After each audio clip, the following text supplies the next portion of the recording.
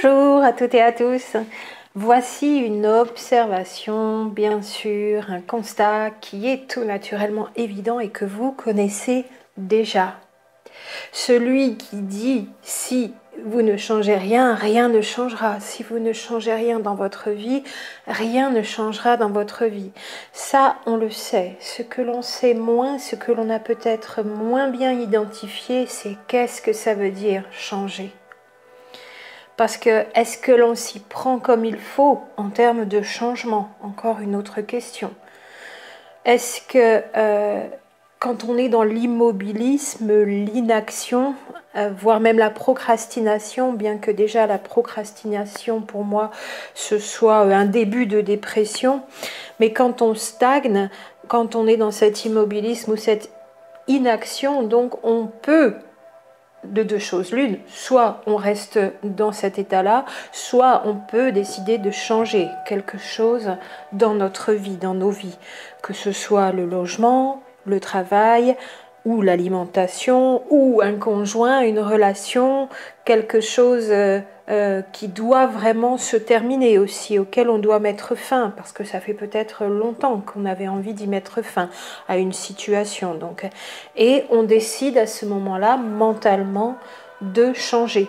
Et on édifie dans notre tête les actions qui vont pouvoir être posées. Mais quelque part, tout cela, c'est l'extérieur.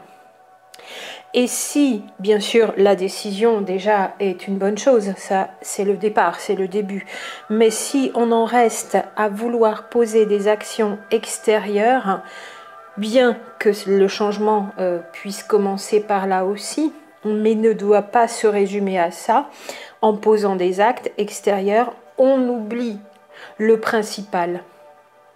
Et le principal est que le changement commence à l'intérieur.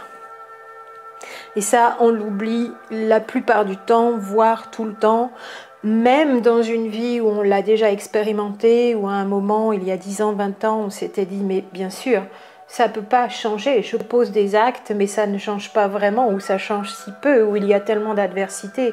Et on s'est rendu compte que ça ne pouvait pas changer à l'extérieur, même en posant des actes, si on n'avait pas déjà changé quelque chose à l'intérieur. Et pourtant, de l'avoir déjà vécu, on ne s'en souvient pas toujours, alors qu'on l'avait pratiqué à d'autres périodes de vie antérieures. Et là, on y retourne et on se rend compte, souvent d'ailleurs quand on bloque, alors de deux choses l'une aussi, les situations bloquées, il y a deux raisons très succinctement énoncées ici. Soit c'est 100% des blocages qui viennent de nous, soit ce sont des blocages extérieurs. Alors encore une fois, quand je dis extérieur, puisqu'on le sait, tout ce qui est manifesté à l'extérieur est le reflet de l'intérieur. Quand je dis extérieur, c'est que nous ne sommes pas le seul être incarné dans un corps différencié sur un plan de matière ici qu'est la Terre. Il y en a 7,5 milliards d'autres. Et il y a d'autres créateurs de circonstances et d'environnements qui viennent influencer nos vies. Ces créations, d'autres, viennent influencer nos vies tant qu'on se laisse influencer, pour aller encore plus loin là aussi. Donc de deux choses l'une, soit c'est 100% de vos propres blocages que sont issues les situations bloquées, soit il y a aussi interférence et influence avec l'extérieur. Si et seulement si vous vous êtes laissé influencer par l'extérieur. On va le voir dans la conclusion ici à la fin, on peut se mettre totalement hors influence et donc être à 100% la personne qui tient les rênes de sa vie. Mais le changement, pour y revenir, commence par l'intérieur. Donc oui, édifier, penser mentalement à des actions à poser pour initier le changement dans sa vie, c'est un bon moteur. Ça nous fait commencer par quelque chose. Mais si on n'a pas regardé à l'intérieur ce qu'il y a à changer, alors ça va moins bien bouger, moins rapidement, voire même rester bloqué, malgré des actions posées. Et là, vous êtes nombreuses et nombreux à me dire, mais je ne comprends pas, j'ai fait ce qu'il fallait. Alors, peut-être, peut-être pas déjà dans le détail. Est-ce que tout a été fait dans le bon sens, dans les actions posées? Et deuxièmement, en arrière-plan, qu'est-ce qui se passe à l'intérieur qui n'a peut-être pas et même sûrement changé? Et donc ce changement à l'extérieur, on le verra se manifester, se matérialiser quand on aura effectué les changements nécessaires à l'intérieur. Et là se pose ensuite d'emblée dans la foulée cette question toute simple qui se résume à un simple mot, toujours le même, pourquoi ?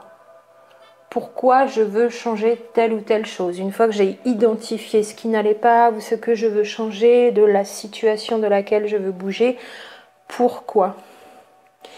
Pourquoi je veux changer?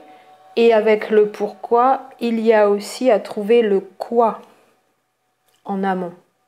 Qu'est-ce que je veux changer? Quelle est ma problématique? Et pourquoi je veux la changer? Et ensuite, en troisième intention, par quoi? C'est-à-dire par quoi je commence. Et donc le pourquoi je veux changer, c'est aussi le pourquoi c'est comme ça aujourd'hui, pourquoi c'est bloqué, pourquoi ça n'a pas avancé, que j'ai déjà posé des actions extérieures ou pas d'ailleurs. Encore une fois, de deux choses l'une, soit on est soi-même totalement responsable de ce qui a bloqué, tout cela va dépendre du type de situation et dans quel domaine de vie ça se joue, soit on a subi des influences et il y a eu interférence. À quel point elles viennent de la co-création d'autres êtres humains, à quel point elles sont aussi en résonance avec quelque chose justement à l'intérieur qui n'a pas été changé, on y vient, on est au cœur de cette réflexion que je mène ici avec vous dans cet audio. Si on a subi des interférences et des influences extérieures, c'est parce que l'on a voulu poser des changements par des actes uniquement extérieurs. Et qu'on a oublié de changer quelque chose à l'intérieur, ce qui était en correspondance et en résonance. D'où les influences et les interférences qui se manifestent à l'extérieur de la part d'autres créateurs de leur vie qui viennent interférer dans nos propres vies et entraîner des blocages ou des changements, des choses que l'on n'aurait pas voulu, auxquelles on ne s'attendait pas, et ça ne se passe toujours pas à l'extérieur comme on aurait voulu, malgré qu'on pose des actions, qu'on ait déployé de la bonne volonté, de l'énergie.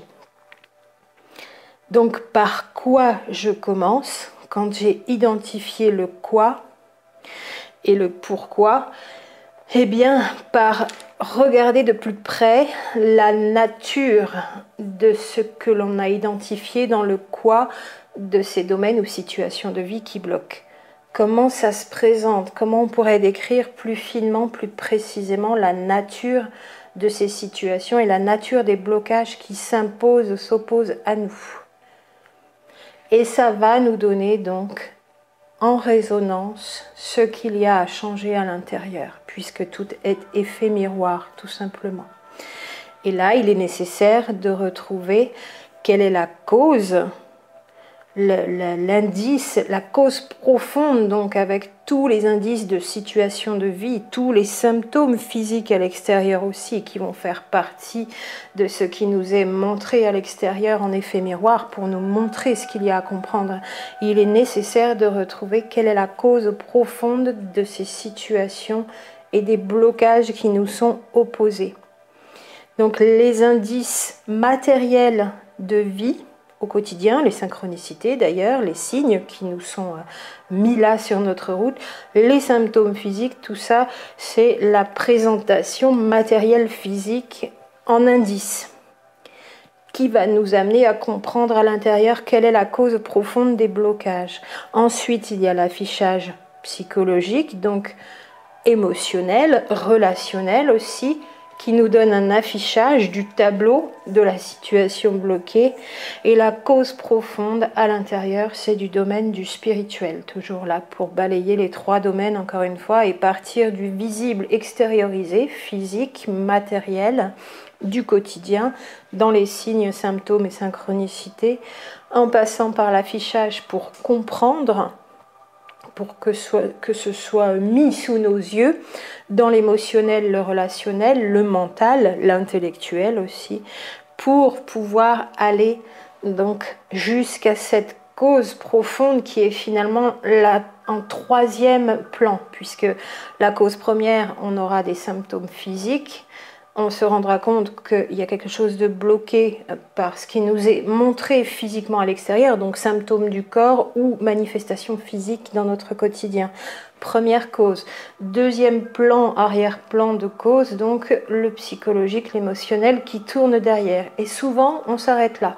D'ailleurs, on zappe le premier plan des manifestations matérielles et physiques, on n'y prête pas attention, ou trop peu, et on se focalise sur l'affichage psychologique, qui n'est qu'un affichage pour nous montrer, mais qui n'est pas la cause. Et dans cet affichage à un niveau psychologique ne réside pas la résolution de la situation. La résolution de la situation, elle est sur la cause de la cause de la cause. On fait exactement de la même façon en médecine holistique quand on veut aller aider la personne à trouver son guérisseur intérieur, puisqu'il n'y a pas de guérisseur à la place de la personne elle-même. Les guérisseurs, ça n'existe pas. Les égos, oui. Les guérisseurs, non. La personne elle-même se guérit et on va faire la même démarche en médecine holistique d'aller trouver la cause de la cause de la cause. On remonte 2 fois. Et donc, on saute sur 3 domaines. Et c'est la 3e cause au plus profond qui est la raison du mal-être, de la maladie ou de la problématique de la personne, du patient, de la patiente. Et on va en profondeur sur les causes spirituelles toujours. Mais avec des manifestations à un niveau psychologique et bien sûr encore en avant, plus évident pour un thérapeute, les manifestations physiques. C'est exactement la même démarche quand on est thérapeute de l'âme, on pourrait dire, certains s'intitulent comme ça. On va rechercher en cascade au plus profond de plus en plus la cause de la cause de la cause. Et là, on va tomber sur ce qui est très intérieur, au plus profond de nous-mêmes, que sont les choses les moins soupçonnées et les plus à changer et à faire dans ce changement intérieur pour pouvoir manifester, matérialiser le changement à l'extérieur. Ce sont, encore une fois, je ne vais pas vous surprendre, ça sous-tend tout mon discours ici sur la chaîne, les pensées, des pensées qui ne sont pas les nôtres principalement. Nous passons toutes nos vies sans nous rendre compte que la plupart des 60 000 pensées par jour qui passent par notre psyché ne viennent pas de nous, n'ont pas été générées par nous et viennent de tout un tas d'origines différentes. Donc les pensées, les mémoires programmées, je ne vous surprendrai pas non plus, les peurs indésirables, inconfortables, qui nous paralysent, les croyances, il y en a des vraies, mais il y en a beaucoup de fausses, et tous les conditionnements réflexes induits qui amènent nos manières de fonctionner comme des automates. Nous ne sommes pas aux commandes de nos vies.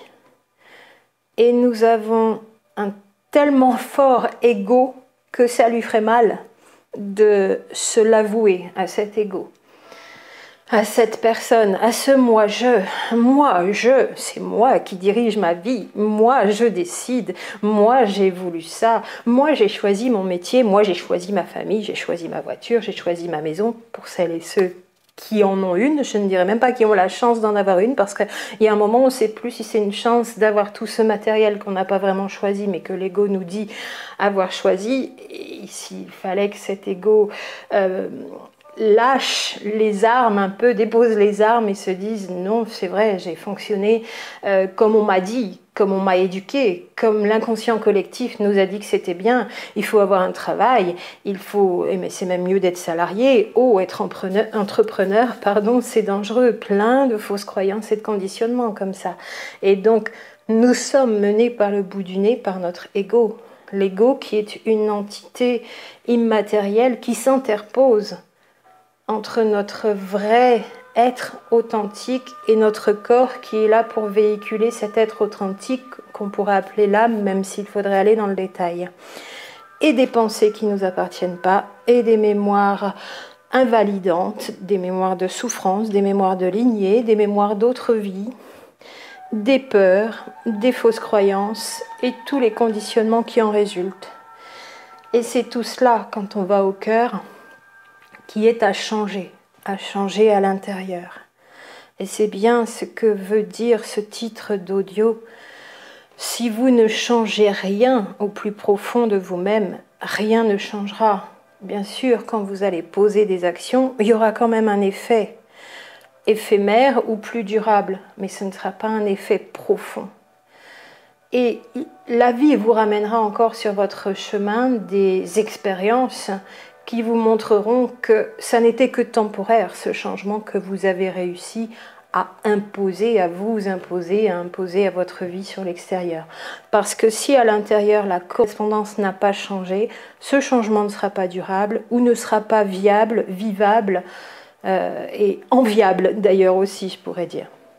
Donc là, on a trois groupes de personnes, une fois qu'on a fait ce constat et qu'on est allé vraiment au fond de la réflexion, que c'est à l'intérieur qu'on doit commencer par changer. Pour que l'extérieur suive dans le changement aussi, 3 catégories de personnes. Donc les personnes qui pensent, savent, ont décidé, à tort ou à raison, plus ou moins de manière sûre qu'elles pouvaient le faire seules et qu'elles étaient donc en train de le faire et elles sont en train de changer des choses à l'intérieur. Elles ont déjà beaucoup approfondi cette réflexion et trouvé cette grande vérité que l'on change à l'extérieur d'abord en changeant ce qu'il y a en soi à changer à l'intérieur. Le deuxième groupe de personnes, c'est les personnes qui ne savent pas du tout ce qu'il y a à changer à l'intérieur et qui là font appel à un accompagnement. Et puis le groupe le plus fourni, le plus majoritaire, c'est toutes les personnes qui ne savent pas trop ce que ça veut dire, comment elles doivent faire, par quel bout elles doivent le prendre. Est-ce qu'elles ont envie d'un accompagnement? Est-ce qu'à d'autres moments, elles pensent qu'elles doivent le faire seules ou elles ont envie de le faire seules et qui gambergent comme ça pendant un certain temps et qui posent quand même des actions à l'extérieur, qui se disent je vais y arriver, et puis ça marche quand même, mais c'est pas suffisant, c'est pas assez satisfaisant, et puis ça rebloque d'un autre côté qui finalement est aussi en correspondance-résonance, et qui peuvent comme ça passer plusieurs années de vie à être dans un entre-deux. Est-ce que je vais y arriver seule? Est-ce que je vais me faire aider? Est-ce que je dois me faire aider? Est-ce que le chemin, ça n'est pas d'être seule? Voilà. Donc chacun de ces 3 groupes de personnes a à réfléchir à l'instant T, de faire un check-up, toujours un bilan de où j'en suis, comment j'ai avancé, est-ce que je me suis déjà fait aider, c'était pas les bonnes méthodes et puis ça n'a pas marché donc je suis déçue, maintenant je veux faire seule, ou l'inverse, est-ce que j'ai voulu avancer seule et maintenant il faut que je me fasse aider, est-ce que ça me paraît facile d'aller tout à l'intérieur chercher les causes profondes, est-ce qu'elles sont accessibles et est-ce qu'elles me sont accessibles à moi, toutes ces questions à se poser quand on démarre dans cette grande aventure d'aller chercher à l'intérieur et de transformer à l'intérieur d'abord. Et de ne même pas se soucier au tout début d'ailleurs des actions à poser sur l'extérieur. Parce qu'elles mettraient du temps et elles demanderaient de l'énergie à déployer qu'il y a à consacrer au début à passer ce temps d'introversion pour aller voir à l'intérieur. Et aller tout voir à l'intérieur. Donc vraiment, les souffrances, les mémoires, mais les mémoires qui nous ramènent aussi peut-être à des parts d'ombre de ce qui nous mystifie à l'extérieur et qui nous fait croire qu'on est menacé ou qu'on est sujet à, ou qu'on est toujours sous influence ou qu'il y a sans arrêt du monde qui s'en prend à nous. Tout cela à l'intérieur, on va en trouver les raisons petit à petit, pas tout d'un coup bien sûr, et en même temps quand on tire un bout de la pelote de laine, à un moment on arrive à dérouler toute la pelote beaucoup plus rapidement, beaucoup plus facilement pour l'image. Donc il faut trouver le fil conducteur, le fil d'Ariane, et puis commencer par quelque chose, mais au choix donc. Soit peut-être déjà on a une méthodologie seule pour identifier ce qu'il y a à changer à l'intérieur, soit on va la trouver ou quelqu'un nous l'aura donné et puis on va le faire principalement seul, accompagné quand même d'une méthodologie, soit on le fait complètement accompagné avec quelqu'un Et ça peut être un entre-deux, bien sûr, mais il faut bien commencer par un bout, c'est le cas de le dire. Et ça commence par l'intérieur, ça commence par changer en soi. Donc on parle toujours de ces équilibres dans nos duos à réaliser, l'équilibre du masculin et du féminin, c'est-à-dire l'équilibre des figures parentales en fait. Je repensais à cet équilibre et les archétypes père-mère quand on a eu une famille dysfonctionnelle à l'extérieur, papa, maman, ce sont nos parents intérieurs qui dysfonctionnent aussi. Et voyez, on y retourne à chaque fois. Notre famille extérieure nous a montré ô combien on était déjà arrivé sur Terre avec des énergies intérieures déficientes, déséquilibrées. Et donc l'équilibre entre les figures parentales, père, mère à l'intérieur, le masculin, le féminin, sont déjà à viser de manière plus précautionneuse, plus dans le détail, bien sûr. Donc chacune trouvera sa formule, bien sûr, pour effectuer ces changements. Et c'est bien dont je parle à chaque fois quand je parle de changement, avec tous les changements à effectuer, ou souvent je vous dis est-ce que vous avez avancé sur vos changements à faire. Je parle bien des changements intérieurs. Parce que là, vous reprenez en main les rênes de votre vie, ou la barre du navire. Et vous maintenez de plus en plus puissamment un être intérieur souverain et un état d'être intérieur impassible, imperturbable aux circonstances extérieures. Et vous êtes vraiment à la barre de votre navire et redevenu le capitaine de ce bateau.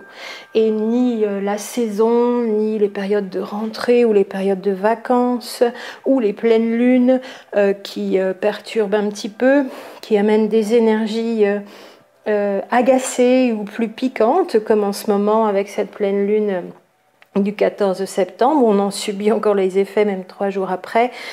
Le climat non plus, ni les personnes, ni les paroles des gens, ni les informations, ni les médias, ni l'environnement, ni les politiciens, ni les jugements, ni les remarques acerbes et qui veulent essayer de vous piquer au vif, tout cela n'aura plus aucun impact. Au final, quand vous serez vraiment redevenu le capitaine de votre navire, l'extérieur, tout l'extérieur, sous toutes ses formes diverses et variées, n'aura plus aucun impact sur vous. Parce qu'à l'intérieur, vous aurez changé tout ce qui n'était pas vibrant, tout ce qui n'était pas lumineux, nourrissant, tout en acceptant toutes les parts de vous-même, bien sûr, sans être dans le jugement, ça c'est bien chez moi, ça c'est pas bien, ça n'est pas ça non plus le propos, mais vous aurez transmuté et optimisé pour être dans le meilleur des équilibres et pour être impassible et imperturbable en face de toutes les circonstances extérieures et de tous les environnements. Et là, vous saurez vraiment que vous avez changé et changé de l'intérieur pour redevenir donc capitaine de votre navire. À très bientôt et belles avancées pour vous.